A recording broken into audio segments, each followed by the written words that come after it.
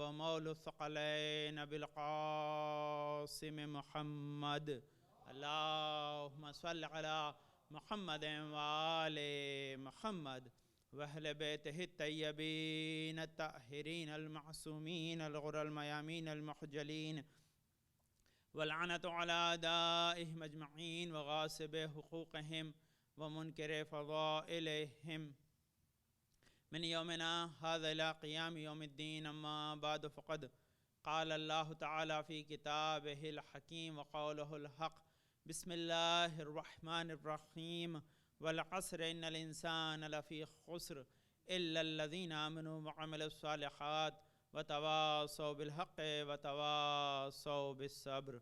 اللهم صل على محمد وآل محمد.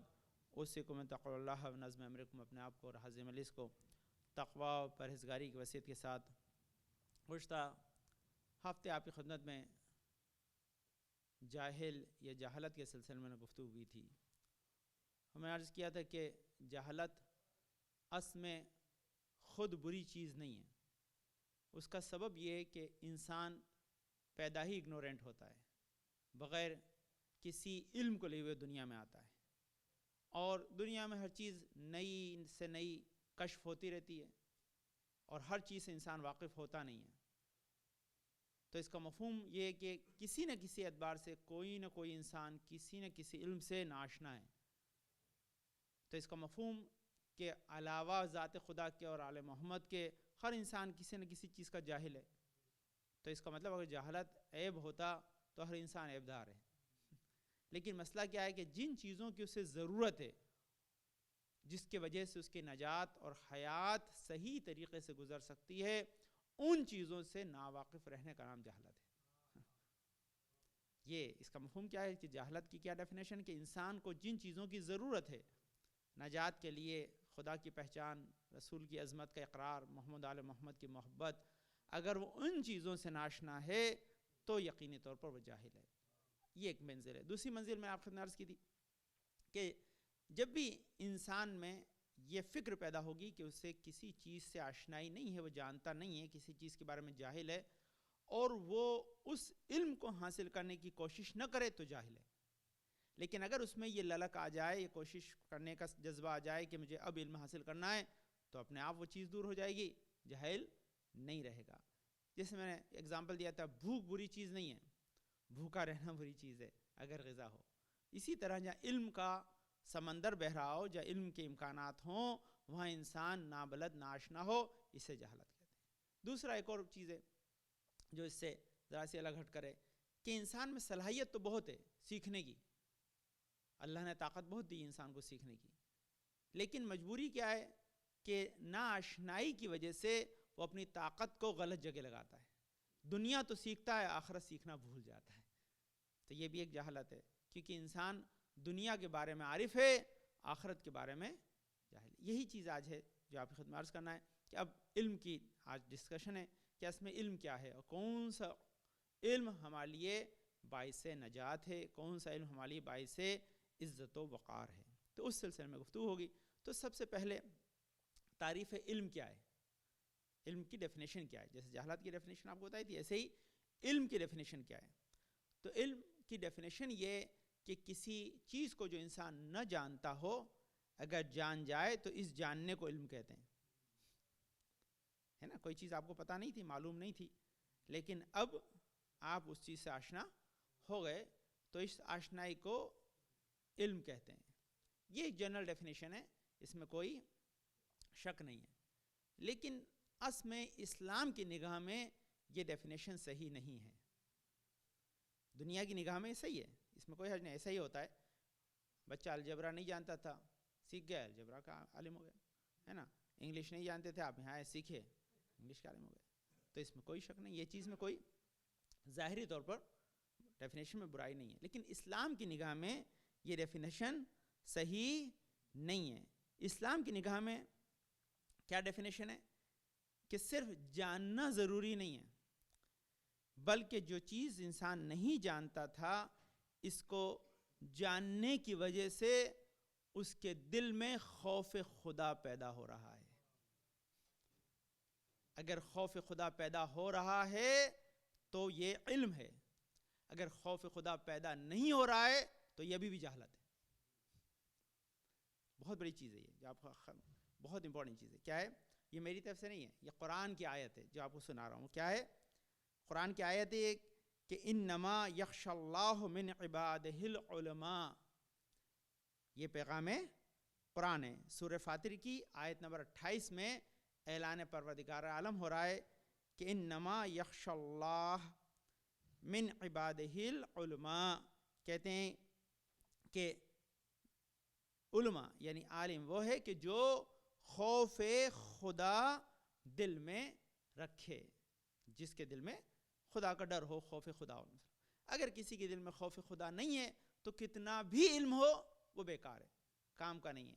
جو اسے خدا کی معرفت نہ کراتا ہو، خدا کے حلال و حرام سے واقف نہ کرتا ہو، کیا اچھا ہے کیا برا ہے اسے پتہ نہ ہو، بلکہ یہ کہ جو کچھ کرنے سے پہلے یہ سوچے کہ میں جو کر رہا ہوں اس میں خدا راضی ہے یا نہیں ہے، تو پھر اس کا مطلب اس کے پاس علم نہیں۔ اسی لیے کہا کہ انما یخشی اللہ من عبادہ العلماء، از میان بندگان خدا تنہا علماء از او میترسن، یعنی انسان بندگان خدا میں سے صرف جو ہے وہ علماء ہیں جو اللہ کے خوف کو دل میں رکھتے ہیں۔ تو اگر کسی انسان کو اپنے اوپر عالم کا لیبل لگانا ہے یا اپنے آپ کو اللہ کی نگاہ میں عالم کے طور پر پیش کرنا ہے یا عالم کے طور پر ریکوگنائز کرنا ہے تو اس کے لیے خوف خدا دل میں ہونا ضروری ہے۔ اگر خوف خدا نہیں ہے تو پھر وہ علم بیکار، وہ علم فائدہ نہیں دے گا، اس کے لیے کوئی بینیفٹ نہیں دے گا، کیونکہ علم کی سب سے بڑی ضرورت یہ ہے جسے خدا نے علم کہا ہے، جو اس کے لیے تو امتیاز ہے، جو اس کی عزت و وقار کا سبب بنتا ہے کہ انسان کے دل میں خوف خدا ہے تو علم ہے۔ اگر خوف خدا وہ علم نہیں رہا ہے تو علم بیکار ہے، یہ پہلی چیز۔ دوسری چیز کیا ہے؟ روایت متعدد روایت، اس میں بھی یہ لکھا ہے، سب سے بڑی روایت کیا ہے؟ خود امام جعفر صادق علیہ السلام ارشاد فرماتے ہیں اللہم صل علی محمد وآل محمد کفا بخشیت اللہ علما، کیا ہے؟ کفا بخشیت اللہ علما، علم برائے خشیت و ترس از خدا کافی ہے۔ کہتے ہیں انسان کے پاس جو علم ہے وہ خدا سے خوف کے لیے، خدا سے جو ہے وہ ڈرنے کے لیے کافی ہے۔ کیسے ڈرنا؟ اب لازمی ہے کہ ڈرنے سے مراد کیا ہے؟ ڈرنے سے مراد وہ نہیں ہے کہ انسان کسی ظالم سے ڈرا، ڈرنے سے مراد یہ ہے کہ انسان عزت و احترام کی وجہ سے اس سے پرہیز کرتا ہو جس سے خدا ناراض ہو جاتا ہو۔ یہ بہت اہم چیز ہے۔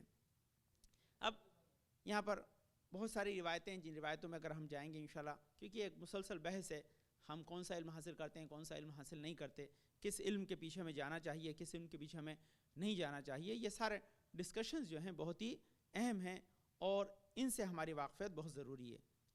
اسی لیے اب خود اور قرآن کی آیت آگے بڑھ کے ہمیں بتاتی ہے کہ جس کی وجہ سے انسان یا آشنائی حاصل کر سکتا ہے کہ کس طرح سے اللہ نے علوم کی درجہ بندی کی ہے۔ سارے علم انسان کی فلاح و بہبودی کے لیے مؤثر نہیں ہے، فائدہ مند نہیں ہے۔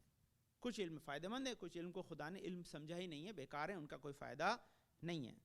اور اس کی دلیل کیا ہے کہ خشیت خدا، خوف خدا کہاں آتا ہے؟ دل میں آتا ہے۔ دل انسان کا آمادہ ہو حق و باطل کو سے پہچاننے کے لیے، تب کہیں وہ عالم کہلاتا ہے۔ تو یہاں کیا ہے؟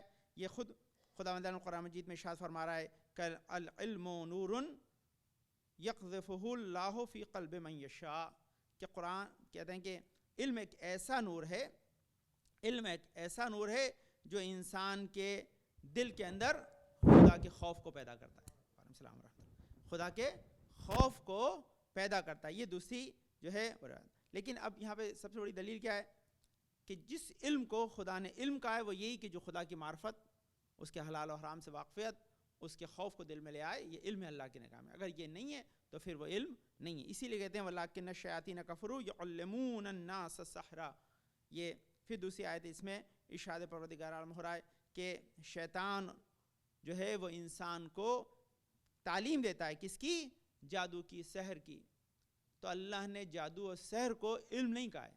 علم ہے، انسان پہ افیکٹ کرتا ہے، جاننا بڑا ہوتا ہے، انسان مشقت بھی کرتا ہے، اس کے لیے بہت کوشش بھی کرتا ہے، لیکن یہ علم نہیں ہے اللہ کی نگاہ میں۔ یہ نقصان دہ انسان کو اللہ سے دور کرتا ہے، کافر بنا دیتا ہے۔ تو اس کا مفہوم کیا ہے؟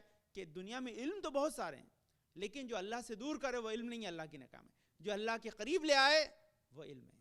تو یہ دوسری ڈیفینیشن ہے جس میں پھر اللہ نے جہدگیری کی، یعنی تقسیم بندی کی ہے کہ کون سا جو ہے وہ علم ہے جو انسان کو فائدہ پہنچاتا ہے، جو دل میں خشیت خدا یعنی خوف خدا لے آئے وہ علم ہے، جو خوف خدا نہ لائے وہ علم نہیں ہے۔ اب یہاں پر سورہ مجادلہ کی 11ویں آیت ہے کہ جس کے پاس علم ہوگا اس کو کیا فائدہ ہے، اس کو بینیفٹ کیا ہوگا، علم کا بینیفٹ کیا ملتا ہے۔ تو یہاں خدا ارشاد فرما رہا ہے کہ یرفع اللہ الذین آمنوا منکم والذین اوتوا العلم درجات۔ اللہم صل علی محمد وآل محمد، یہاں پر اللہم صل علی محمد وآل محمد، اللہم صل علی محمد وآل محمد۔ کیا ارشاد فرمایا خدا؟ اللہ ان لوگوں کے درجات بلند فرما دے گا جو تم میں سے ایمان لائے اور جن کو علم سے نوازا گیا، اور اللہ ان کاموں سے جو تم کرتے ہو خوب واقف ہے۔ یعنی جو انسان علم لے کر آیا خدا اس کے درجات کو بلند کر دیتا ہے، اس کے مقام کو بلند کر دیتا ہے، لیکن وہی علم کہ جو اللہ کے معرفت اور خوف خدا کا سبب بنے وہ علم ہے، یعنی یہ پہلی شرط ہے۔ اب یہاں پر خود جناب ابو ذر غفاری سے رسول اکرم نے بڑی پیاری حدیث بیان کی ہے، اللہم صل علی محمد وآل محمد۔ کہتے ہیں کہ علم کو کوئی انسان دوست نہیں رکھتا جب تک کہ اللہ اسے کامیاب نہ بنانا چاہے۔ اگر اللہ کسی کو کامیاب کرنا چاہتا ہے تو اس کے دل میں علم کی محبت ڈال دیتا ہے، اگر کامیاب نہیں بنانا چاہتا تو اس کے دل سے علم کی محبت نکال لیتا ہے، پھر علم کے پیچھے وہ جاتا نہیں ہے۔ علم کے پیچھے اب جب کوئی آدمی علم کے پیچھے جا رہا ہے، وہ علم جو خدا کی خشیت لا رہا ہے، تو اس کے لیے کیا فائدہ ہے؟ یہ خود قرآن کی آیت کہہ رہی ہے کہ جس کو خداوند عالم یرفع اللہ الذین آمنوا منکم، وہ تم میں سے جو لوگ ایمان لائے وہ لوگ، والذین اوتوا العلم درجات، اور جن لوگوں کو خدا نے علم دیا خدا نے ان کو درجات عطا کیے، ان کی منزلوں کو بڑھا دیا ہے، ان کی عظمتوں کو بڑھا دیا ہے۔ تو کیا عظمتیں بڑھتی ہیں؟ وہ عظمتیں اس میں بیان کی گئی ہیں۔ سب سے پہلی چیز جس کو اس روایت میں رسول اکرم صلی اللہ علیہ وسلم نے بیان کیا ہے، کہتے ہیں کسی کہ از خانش خارج شود تا دری از علم او بعض شود خداوند متعال بے ہر قدمش ثواب شہید و شہدائے بدر او می رسانت۔ کتنی خوبصورت حدیث ہے کہ کوئی انسان اس نیت سے اپنے گھر سے قدم باہر نکالتا ہے کہ وہ علم حاصل کرے گا، اپنے لیے کوئی دروازے علم کو کھولے گا، خدا ہر قدم پہ اس کو شہید کا ثواب دیتا ہے، عام شہید نہیں، بدر کے شہید کا ثواب دیتا ہے۔ اس کا مطلب کیا ہے؟ کہ ایسا علم جو انسان کے دل میں خوف خدا لاتا ہے، اس کی طرف جانا کوئی چھوٹا ریوارڈ نہیں ہے۔ اب سب سے پہلے آپ ذرا ریکوگنائز کریں کہ ایسا علم ملتا کہاں ہے بھائی؟ تو ایسا علم لازمی ہے کوئی یونیورسٹی میں تو ملے گا نہیں، ایسا علم وہاں ملے گا جہاں محمد آل محمد آتے ہوں جہاں محمد آل محمد کو علوم دیا ہے۔ تو جہاں ہم علماء ہیں، ان کے لیے بھی ایک میسج ہے کہ جب کوئی لوگ آ رہے ہیں تمہارے پاس تمہارا واعظ و نصیحت سننے کے لیے، تو ایسی چیز دو جس سے ان کے دل میں خوف خدا پیدا ہو۔ اگر خوف خدا پیدا نہیں ہو رہا ہے تو اس کا مطلب تمہارے علم کا رمد نہیں ہے، تم اس ثواب سے محروم کرو جو خدا نے ہر قدم پہ شہید کا دیا ہے۔ یہ سب سے بڑی چیز ہے، اس کا مطلب یہ بہت امپورٹنٹ چیز ہے جس کو اللہ ہم تک پہنچانا چاہتا ہے۔ یہ بڑے سارے ثواب لکھے ہیں، صرف یہی آیت سن لیجیے، انشاءاللہ یہی روایت سن لیجیے، آپ کے بہت کام آئے گی، بہت بڑی۔ تو سب سے پہلی چیز کہ آپ جب بھی نکلے تو ہماری ذمہ داری، ایک میسج ہمارے لیے کہ جب ہم لوگ آ رہے ہیں تو ان کو ایسا علم دیں کہ جو ان کے خوف خدا کا سبب بنے، تقویٰ سے۔ یہ پہلی چیز ہے۔ دوسرا، آپ جب گھر سے نکلیں تو آپ کی بھی نیت یہی ہونا چاہیے کہ میں حصول علم کے لیے جا رہا ہوں، کچھ چیز سنوں گا، میرے دماغ میں جائے گی، دل میں اترے گی، خوف خدا کا سبب بنے گی، تاکہ ہر قدم میرا اس ثواب سے ہمکنار ہو جائے۔ آپ بتائیے کوئی آدمی ایسی نیت کر کے گھر سے نکلے گا تو دروازے کو طرف رہ ہی نہیں سکتا، ادھر آ جائے گا۔ وہ مسئلہ یہ ہے کہ اسے پتہ ہی نہیں ہے کہ نیت بھی ہوتی ہے آنے کی، وہ بندے خدا کو ابھی پتہ ہی نہیں ہے کہ نیت بھی ہوتی ہے۔ نیت میں بھی ایسی نیت ہے کہ مجھے جا کر غور سے سننا ہے، سمجھنا ہے، دل میں اس علم کو اتارنا ہے،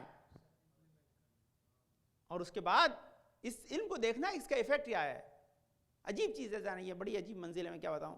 آپ شوگر کی ٹیبلیٹ لیتے ہیں، فوراً ناپتے ہیں کہ اثر کیا کہ نہیں، علم لیتے ہیں دیکھتے نہیں ہیں کہ اثر ہوا کہ نہیں ہمیں پتہ ہی نہیں کہ علم کا اثر ہو رہا ہے کہ نہیں ہو رہا ہے۔ کبھی کبھی نقصان ہوتا ہے آدمی کو، کوئی غلط دوا آدمی لے لے تو بیماری وہ بڑھنے لگتی ہے۔ تو کبھی کبھی علم بھی ایسا ہوتا ہے کہ غلط علم آنے سے انسان میں کفر و اناد بڑھنے لگتا ہے، تو وہ علم کام کا نہیں ہے. یہ پہلا ثواب ہے. دوسرا ثواب جو لکھا ہے کہ خدا طالب علم حبیب خدا سے، یعنی خدا بندہ طالب علم کو دوست رکھتا ہے. حبیب خدا کتنی بڑی درجہ ہے زن. حبیب خدا ہونا خلیل نہیں کہا، حبیب کا ہے. حبیب رسول خدا کا جو ہے لقب ہے، یعنی اللہ کے رسول کا عطا کردہ علم اگر کوئی انسان حاصل کرے گا تو اللہ نے جس طرح اپنے رسول کو حبیب کہا ہے، طالب علم کو بھی خدا حبیب کہتا ہے. یہ خود حبیب خدا بتا رہے ہیں، یہ حدیث ان کی بنائی ہے. آپ حبیب خدا اگر بننا چاہتے ہیں تو کیا ہے؟ حصول علم کے لیے آئیں. تیسری چیز، کسی کے علم را دوست داشتے باشد بہشت برو واجب می شود. کوئی انسان اگر علم کو دوست رکھتا ہے تو خدا اس کے اوپر جنت کو واجب کر دیتا ہے. اب یہ دیکھیے عجیب چیز ہے، یہ ایک بڑا خوبصورت جملہ ہے، اس کے اندر وقت کم ہے لیکن سنیے ذرا، بہت امپورٹنٹ چیز ہے. یہ نہیں کہا کہ جو عالم ہو جائے گا اسی پہ جنت واجب ہے. کیا کہا؟ جو علم کو دوست رکھے گا، جو علم سے محبت کرے گا، جو علم کی کوشش میں لگا رہے گا. محبت کرنے والا کیا ہے؟ جس چیز سے محبت کرتا ہے اسے بچاتا ہے. تو جہاں علم ہوگا اس انوائرمنٹ کو جو بچائے گا وہ بھی حقدار ثواب ہو جائے گا. تو علم کی منزل کیا ہے؟ یہ کہ انسان جب بھی خوف خدا رکھے گا تو اسے پتا ہوگا کہ علم اچھا کیا ہے، برا کیا ہے، کس علم کے پیچھے جانا ہے، علم کا بینیفٹ کیا ہے، اور علم کے حصول کے لیے تمام ذرائع فراہم کرے گا. یہ دوستی ہے علم کی. دوستی کیا ہے؟ کہ انسان ان تمام ذرائع کو فراہم کرے گا جہاں علم حاصل کیا جاتا ہے، لیا یا دیا جاتا ہے. اگر اس انوائرمنٹ کو وہ پیدا کرے گا تو بھی اللہ کی طرف سے ثواب کا حقدار ہوگا. کسی کے علم را دوست داشتے باشد بہشت واجب میں شود.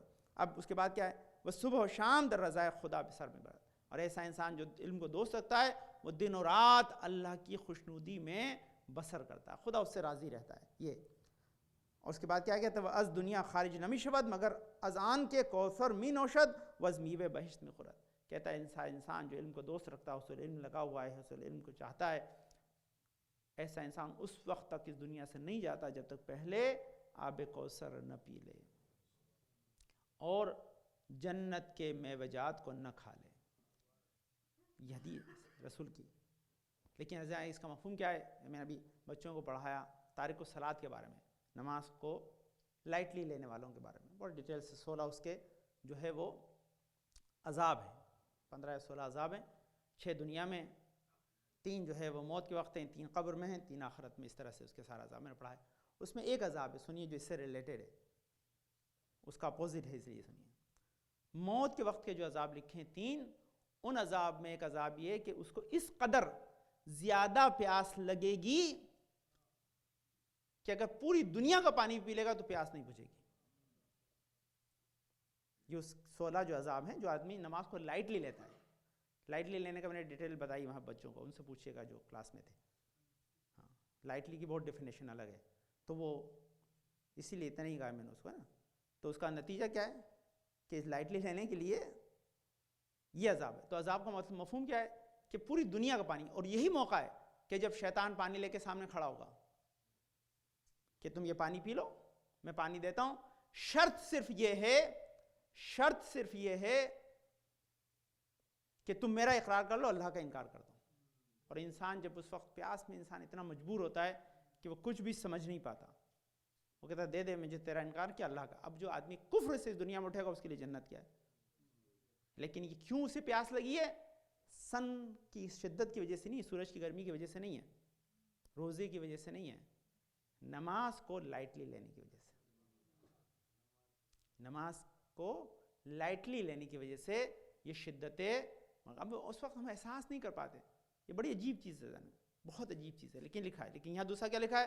جو علم کو دوست رکھے گا، وہ علم جو انسان کے دل میں خوف خدا لے کر آئے گا، اس کا نتیجہ کیا ہوگا؟ خدا اس وقت اس دنیا سے نہیں اٹھائے گا جب تک وہ آب کوثر نہ پی لے. تو اس کا مفہوم آب کوثر خود تو نہیں پیے گا، کوئی پلانے والا آئے گا. اس کا مطلب کیا ہے کہ جو لائٹلی لیتے ہیں اس کے لیے شیطان آ جاتا ہے، جو نماز کی اہمیت کو سمجھتے ہیں ان کے لیے رحمان کا نمائندہ آ جاتا ہے. ہاتھ سے ساقی کوثر آ جاتے ہیں. جب سب ساقی کوثر ہوں تو وہاں شیطان کی کیا مجال ہے کہ اس محب محمد آل محمد کو پریشان کرے. تو یہ دوسرا کیا ہے؟ آخری اس کا ایک اور ثواب لکھا کیا ہے؟ کہتے ہیں کہ در جنت رفیق حضرت خضر خواہد بود، کہ جنت میں جناب خضر کے ساتھ ان کا دوست بن کر رہے گا، کیونکہ اس نے علم کو دوست رکھا ہے. تو یہ اب یہ رسول اکرم نے اس حدیث کو جو ہے جو بیان کیا ہے وہ کہاں بیان کیا؟ یرفع اللہ الذین آمنوا منکم والذین اوتوا العلم درجات.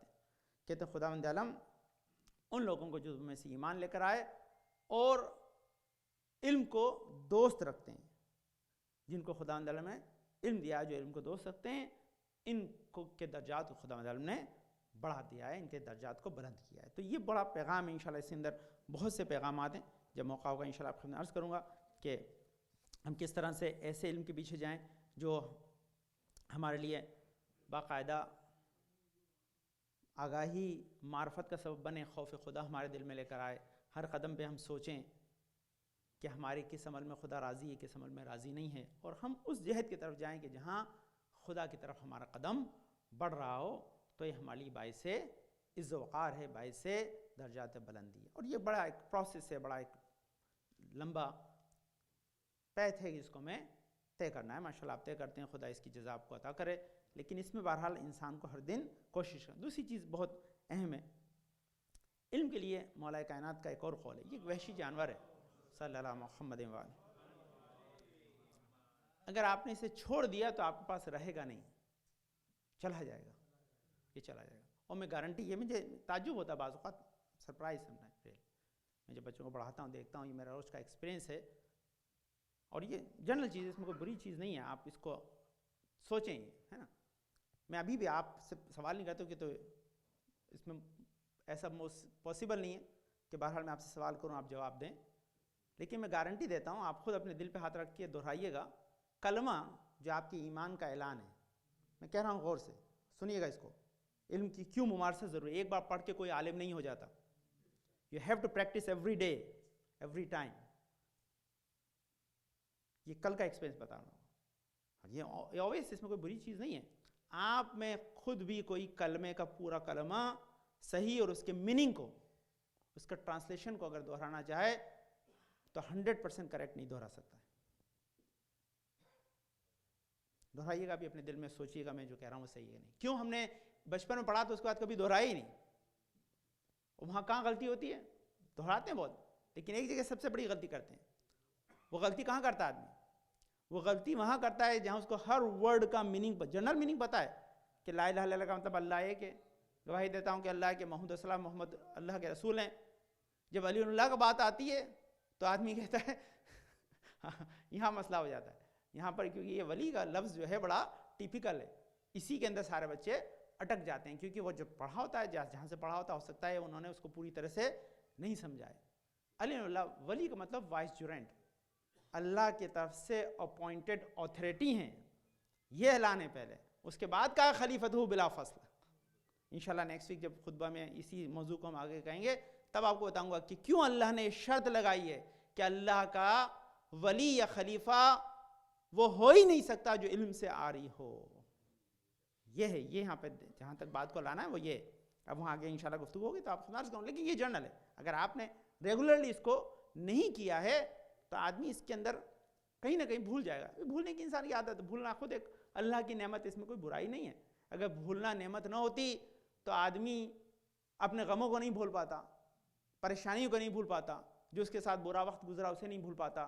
وہی ایک پریشانی پوری زندگی کانٹا بن کے چپتی رہتی. لیکن خدا نے بڑی فضیلت دی ہے انسان کو. لیکن عزیزان گرامی، جہاں بھول جانا مصیبت ہے، وہ کسی کا قرض ہے. اچھا علم جو حاصل کیا ہوا ہے کہ وہ بعد میں پریشان کرے گا، ابھی نہیں کیا. تو یہ بہت امپورٹنٹ چیز، اس کو اپنے ذہن میں رکھیں. یہ بڑا ہمارے لیے ایک میسج ہے. اس میسج کو اپنے ذہن میں ہمیں رکھنا ہے. اس میں ہمیں کہ علم صرف حاصل کر کے چھوڑ نہیں دینا ہے، اس کی بار بار تمرین کرنی ہے، ریپیٹیشن ہونا چاہیے، پلس چیک کرنا ہے کہ ہم نے جو حاصل کیا بھول تو نہیں گئے ہیں، بھول تو نہیں گئے. اس کے لیے آپ کو ریپیٹیشن ضروری ہے. پاسبل ہی نہیں ہے، پاسبل ہی نہیں ہے ذرا. اور یہ مجالس میں ممکن نہیں ہے. ہم جہاں بھی جاتے ہیں ہم بھی نہیں پڑھتے، اور ہم یہاں پہ جو پڑھنے کے لیے آتے ہیں ہم ان سے بھی یہ اسپیکٹ نہیں کرتے کہ وہ آپ کو وہ چیز سکھائیں جو مدرسے میں سکھائی جاتی. وہ ہماری ذمہ داری ہے، اس شرط پر جبکہ انسان سیکھنے کے لیے آمادہ ہو.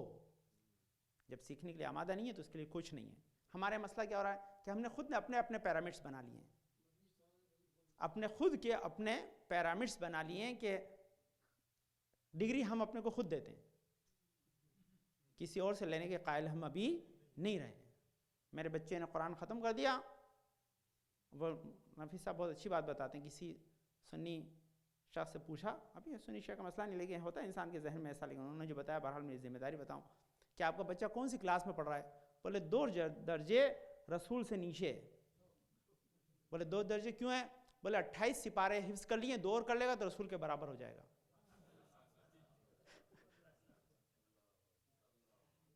تو ہے بھائی اس میں کیا ہے, تو وہ اس کا مطلب مفہوم ہے. ہم نے یہی سمجھ لیا کہ ہم نے اگر پڑھ لیا تو پھر کسی اور علم کی ہمیں ضرورت نہیں ہے. اس میں کیا لکھا بھائی؟ قرآن پڑھائی سے جاتا تاکہ سمجھا جائے, قرآن پڑھائی سے لے جاتا تاکہ اس پہ عمل کیا جائے, قرآن پڑھائی سے لے جاتا ہے تاکہ ہم حامل قرآن بنے, ہر دن ہمیں راستہ دکھائے. ادروائز اس کا کوئی فائدہ نہیں, کوئی بینیفٹ نہیں ہے. انسان اگر اندھا بہرا اور گونگا ہو کے پڑھ رہا ہے تو اس کے لیے کوئی اس کا فائدہ نہیں ہے. وہ دل میں اترنا چاہیے, وہ انسان کے لیے مشعل راہ ہونا چاہیے. آپ کو سمپل بات کی بات ختم کر رہا ہوں.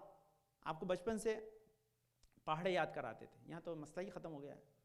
آدمی جیسے ہی میتھمیٹکس کا مسئلہ آتا ہے آدمی جیب میں سے کیلکولیٹر نکالتا ہے. اب دور ہیں, زمانہ بدلتا ہے, کیا کر سکتے ہیں. لیکن کسی کو بہترین میتھمیٹکس آتی ہو اور پھر مال کے لین دین میں غلطی کرے تو کیسا ہے جانے گا. اس کا مطلب یہ کہ اس کی میتھمیٹکس اس کے لیے یوزفل نہیں رہی. جس کام میں اسے استعمال کرنا ہے میتھمیٹکس سکھائی کیوں جاتی ہے؟ تاکہ 5 لے کے 10 واپس نہ دے دے. کوئی 5 کے کھلے مانگ رہا ہے, 10 واپس لوٹا رہا ہے, تو اس کا مطلب اس کی میتھمیٹکس خراب ہے. یہ قرآن سیکھ کر آدمی جو کمایا ہوا ہے اسی کو نہ گنوا دے, بلکہ قرآن سکھایا اس لیے جاتا ہے کہ جو نہ کمائے اس کے کمانے کی صلاحیت آ جائے. یہ فیکٹ, یہ علم حاصل. اب خلاصہ سن لیے تاکہ آپ کے ذہن میں رہے. میں نے کیا کہا؟ علم کی ڈیفینیشن کیا ہے؟ جو چیز کو نہ جانتا ہو وہ جاننے لگ جائے, یہ علم ہے. لیکن اسلام میں یہ علم نہیں ہے. نہ جاننے کو جان لینے کا نام علم نہیں ہے, بلکہ کیا ہے؟ وہ علم جو خشیت خدا, خوف خدا لاتا ہو وہ علم ہے.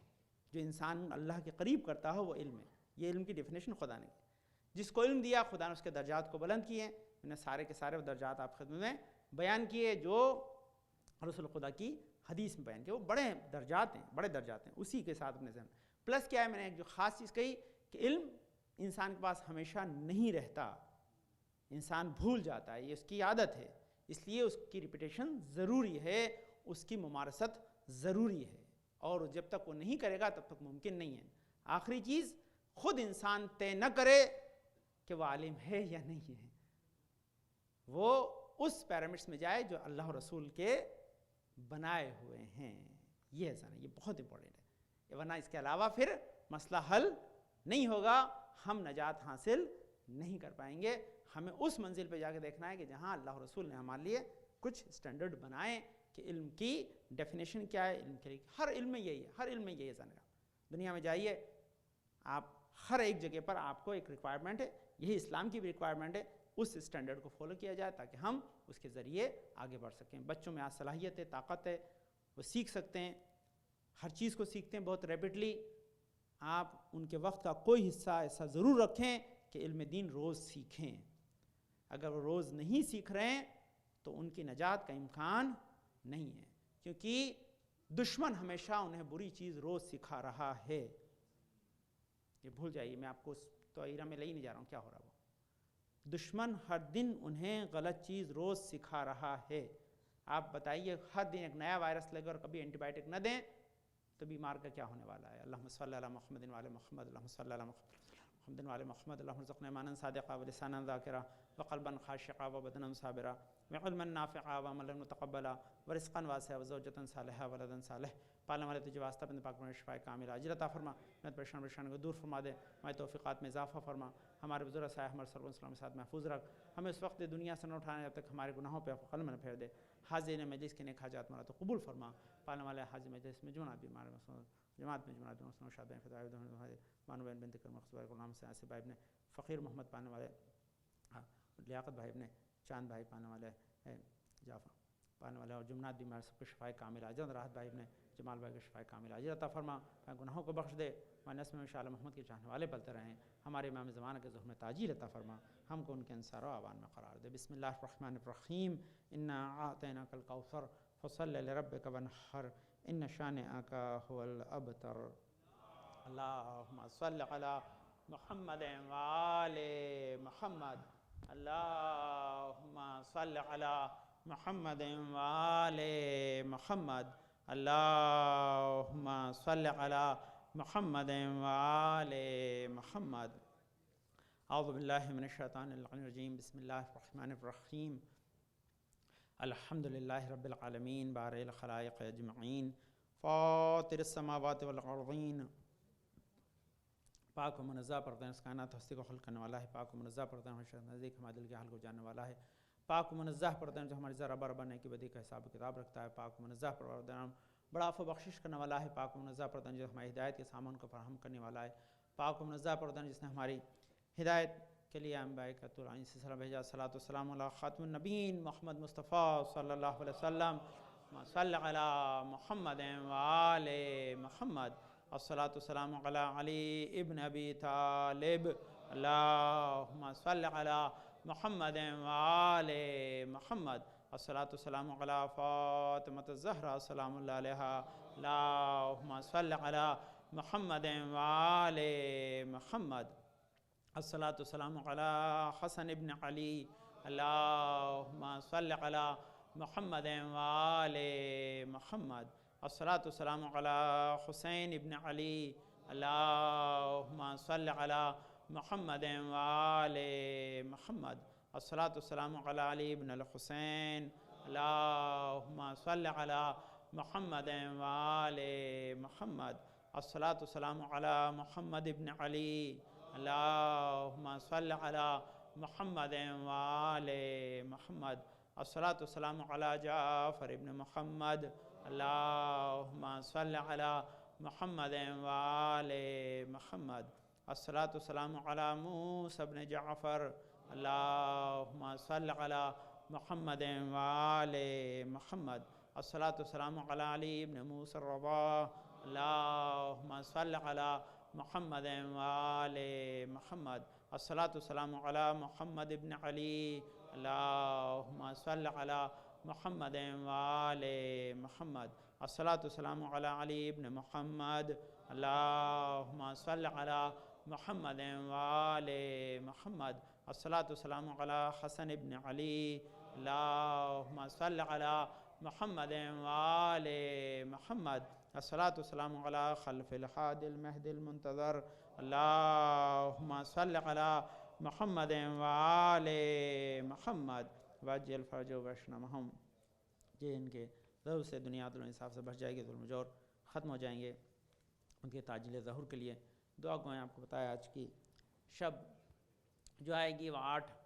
جمادی الثانی کی شب ہے جو مترادف ہے ایک روایت کے اعتبار سے ہمارے آپ کے 11ویں امام حسن عسکری علیہ السلام کی ولادت سے اللہم صلی علی محمد وآل محمد، آپ کے والد امام علی نقی علیہ السلام اللہم صلی علی محمد وآل محمد، اور آپ کی والدہ جناب حدیثہ خاتون تھیں، اور آپ کی زندگی کل 28 سال کی ہے، لیکن بڑی پربرکت زندگی، جیسا اللہ نے عامہ طاہرین کو ہدایت کے لیے بھیجا۔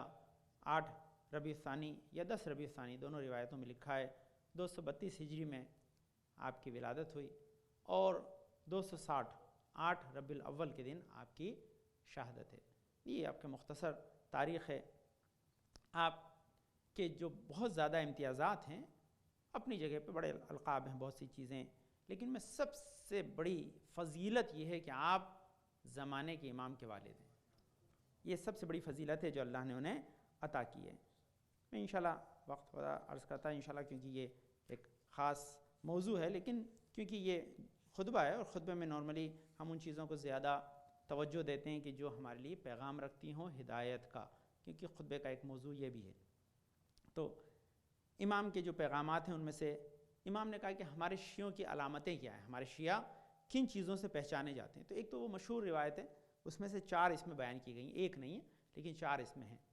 وہ جو مشہور روایت ہے کہ ہمارے شیعہ 5 چیزوں سے پہچانے جائیں گے، اس میں ایک علامت یہ ہے کہ وہ 51 رکعت نماز پڑھتے ہوں گے، دوسری علامت یہ ہے کہ وہ خاک پہ سجدہ کرتے ہوں گے، تیسرا ہے کہ نماز پڑھیں گے تو زور سے بسم اللہ پڑھیں گے، چوتھی چیز ہے کہ اپنے انگوٹھی جو ہے ہاتھ میں، اپنے سیدھے ہاتھ کی انگوٹھی والی انگلی میں پہنیں گے، اور چوتھی علامت یہ، 5ویں علامت یہ ہے کہ وہ 40 کے دن زیارت امام حسین کریں۔ ایزی میں، لیکن یہی علامتیں نہیں ہیں.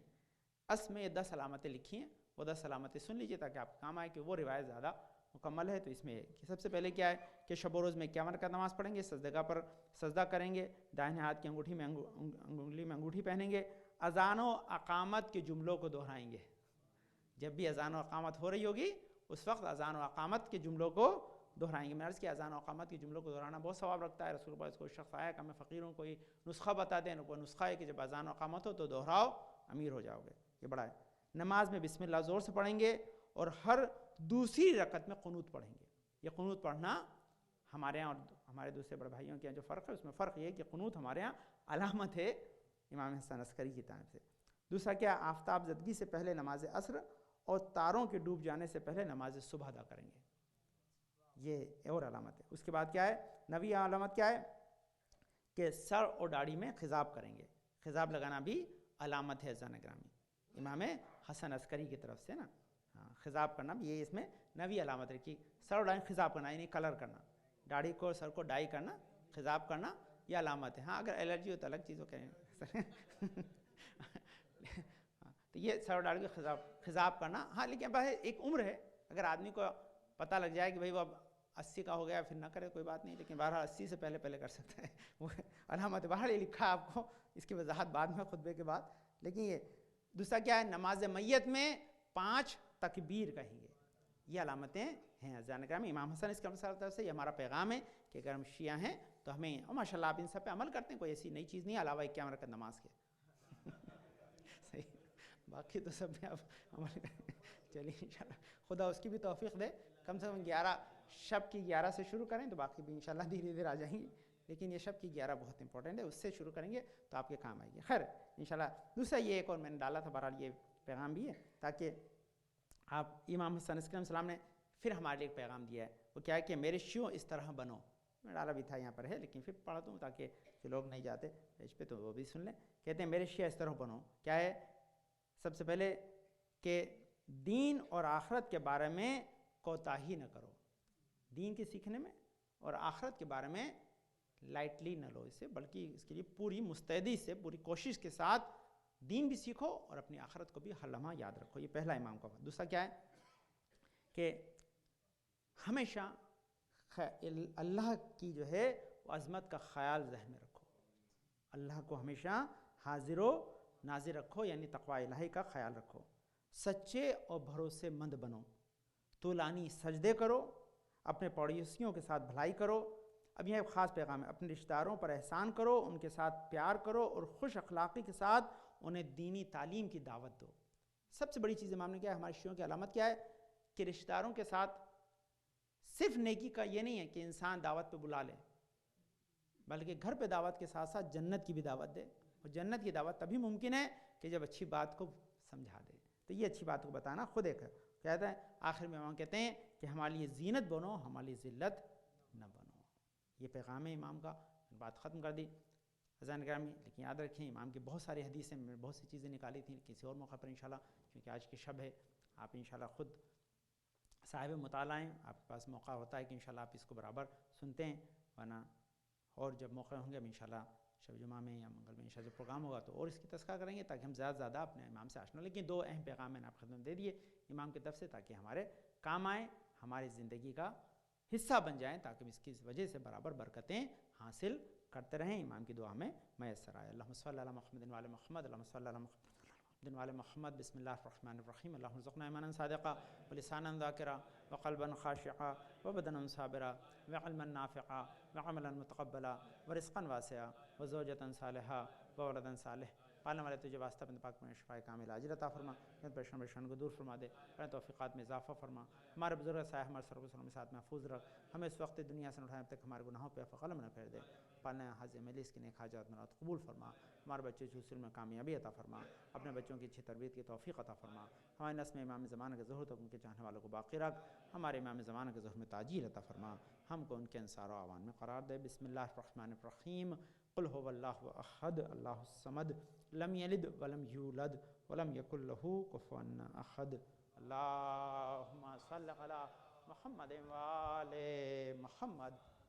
اللہم صل علی محمد وآل محمد.